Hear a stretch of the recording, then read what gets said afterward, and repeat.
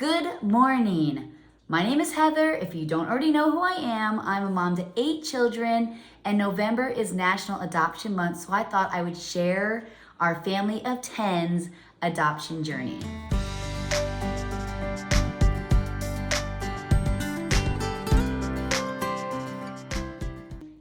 My husband Luke and I have been married for 27 years, and before we got married, I was diagnosed with a severe case of endometriosis. And after several surgeries, hormone replacements, the doctor finally told us that we probably weren't going to be able to have children, but we were not going to give up. And so for 4 more years, we tried with no success, and we really wanted to be parents. And so we had looked into adoption.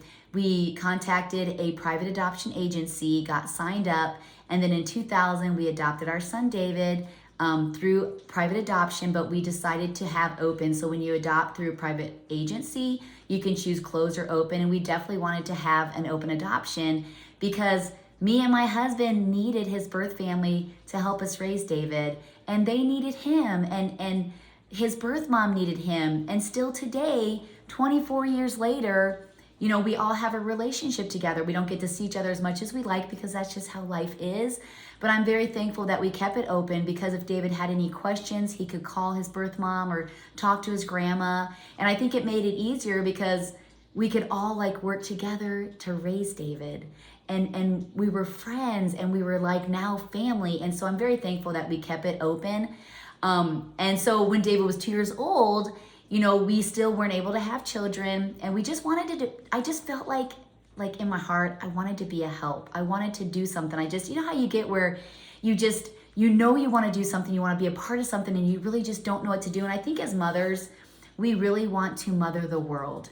We want to hug everybody. We just have that nurturing character in us to want to just love everybody up. And so we had friends of ours that had been foster parents for 40 years. And so we had called them up and talked to them, and they kind of explained how it worked. And so we decided, you know what? We can't have our own children. We have David. I'm content. How about we become foster parents, and then we could be a help to kids, even if it's temporary in our home, and their families. And so we really did want to help the whole unit, not just the children. And we did not go into foster care because we wanted to adopt 8 children. We went in because we did just want to be a help. I just felt like, okay, well, if I can't be a mother, I'm a mother to David, but if I can't have my own children biologically, I'm going to be a mother to everybody else.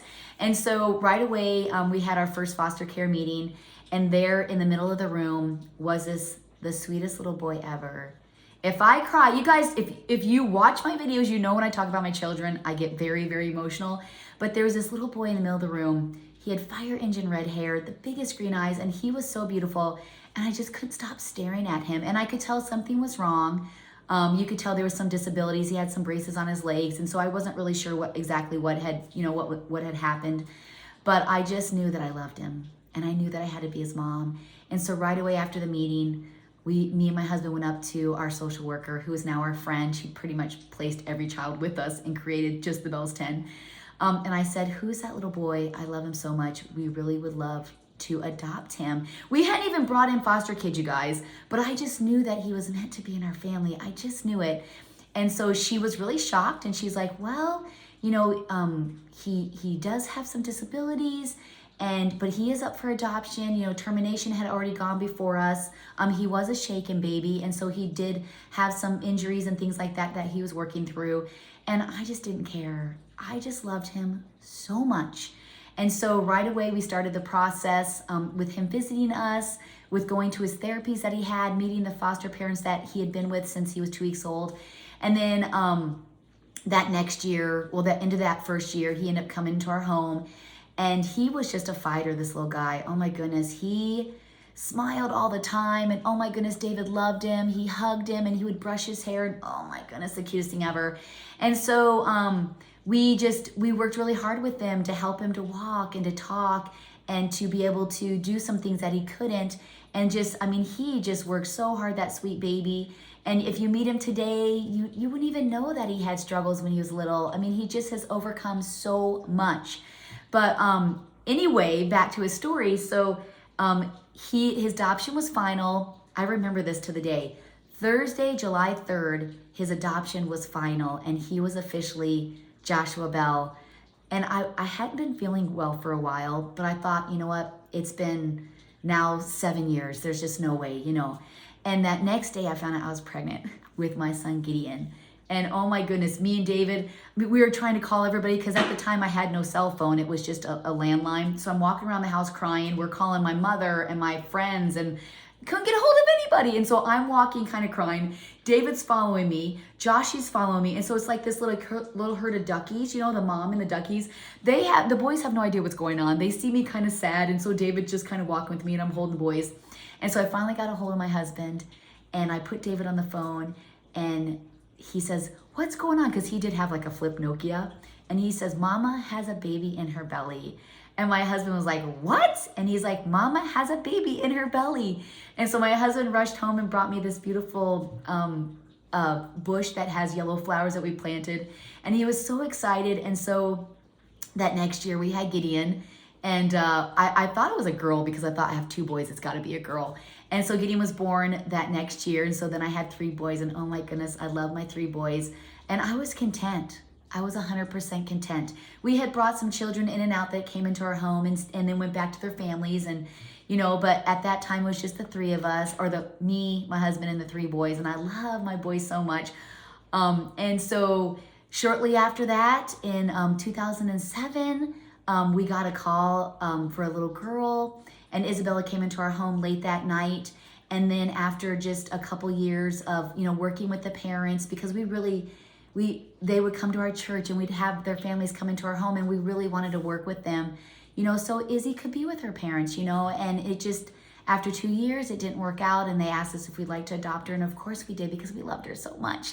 And so we adopted Isabella in 2009. And then the end of that year, I got a call from our social worker and she's like, Heather. And I'm like, yeah. She goes, congratulations, it's a girl. And I go, what do you mean it's a girl? She says, I have a little girl that's 9 years old. She specifically told me she wants to have a big family, live on a farm, and go to church. And I'm like, wow, well, that's us. I'm thinking to myself, that's us. Okay. And she goes, and I'm going to bring her next week for you to meet her. And so she came with her grandma, and I made a big thing of chili. The kids were here, and her and David just hit it off. We had cookies because we were going to decorate cookies. And she's like, can I go look at the horses with David? And I'm like, sure. And so immediately, her and David became best friends, and my chili and my cookies. She didn't really care to decorate cookies. And so she had Christmas with her grandparents, and then she moved in 2 weeks later, and her and Izzy they became the best of friends. Izzy loved having a big sister. And so then we had 5, and I'm thinking, I am full. I got 3 boys, 2 girls. This is perfect, you know? And just to let you know too, with each of our kids, when you adopt through foster care, it is considered a closed adoption, but we did allow family members who were safe and healthy and doing right. We allowed them to come into our home. We allowed them to have a relationship with our kids because, you know, like I told you with David, it was really important to us that they knew who their family was and that their family could contact them, because I really do feel like it heals, it helps heal, and it helps form stronger bonds. And then they're our family too. Like Izzy's grandma Janelle, she's all of our grandma. My kids love her, adore her. Oh my goodness, Izzy is just like her. They are identical.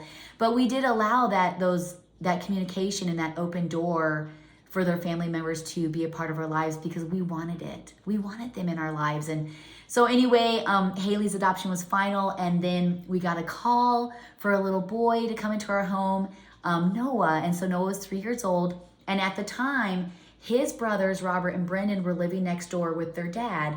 They were our friends. And it's so funny because where they rented from us, the boys live there now. Robert and Brendan live there now where they used to live with their dad.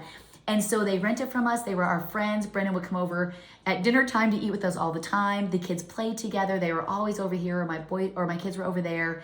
Their dad worked for us. He was our friend. He was so sneaking cute, let me tell you. Whew, their dad was adorable. And I'd walk into church. He's like, hey, Miss Heather. And I'm like, oh, you.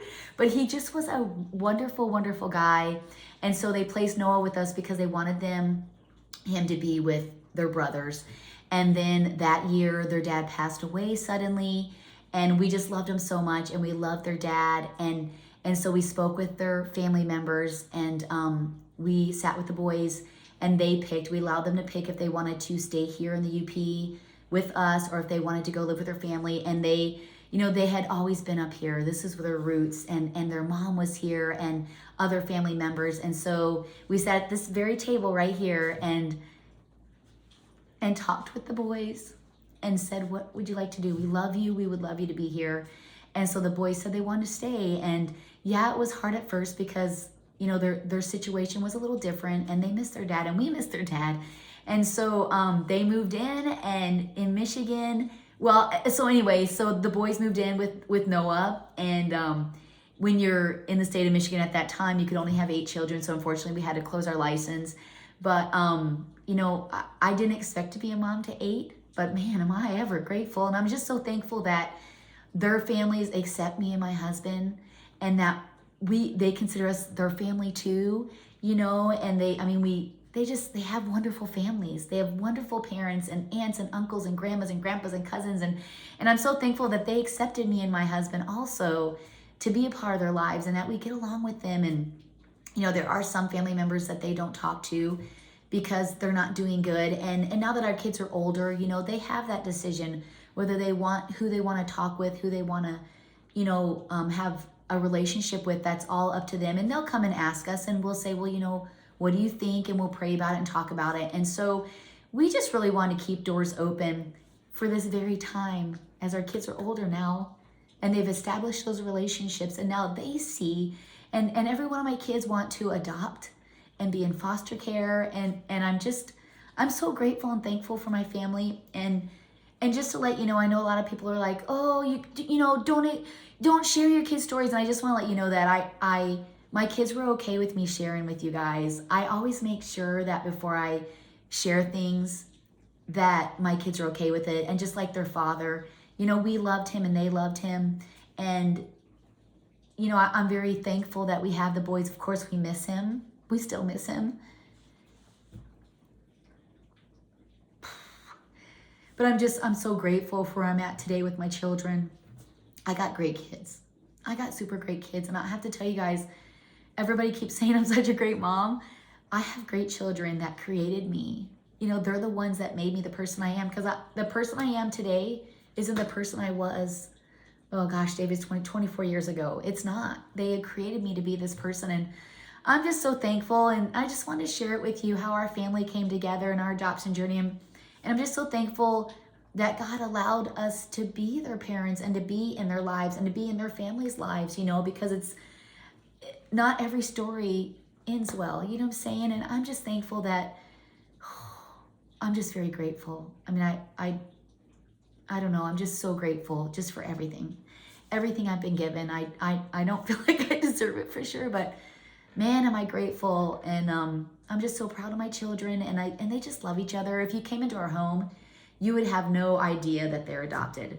They act like normal siblings. They act like they've always been around. You know, I just feel like we have this normal family. You know, we do things like everybody else. You know, we celebrate things like everybody else. Yeah, it's on a bigger scale for sure. But yeah, so this is how we became Just the Bells 10. And I just, you know, I wanted to share this with you because it's, you know, it's adoption, it's National Adoption Month. And I'm very proud to be a part of that. I'm very proud to represent it. I'm very proud of all my children, and I tell you what, we wouldn't have been able to do it without the support of all their families. And of course, God, we would not have been able to be where we're at today if it hadn't been for them supporting us and loving us too. Because it really does, like in our like whole scheme of things, I can't think of the word, for our family, it really did take a village to raise my 8 children. It took a whole village. And man, the holidays are crazy around here. I just love their family so much, and I'm so thankful. So I know I'm just like, bah, bah, bah, bah, bah. Heather, you're just mumbling. But anyway, thank you so much for listening to me and sharing our adoption story. And, you know, don't forget to subscribe and like to our family page, Just the Bells 10. And you know what I usually say, happy fall, y'all. We wish you a Merry Christmas.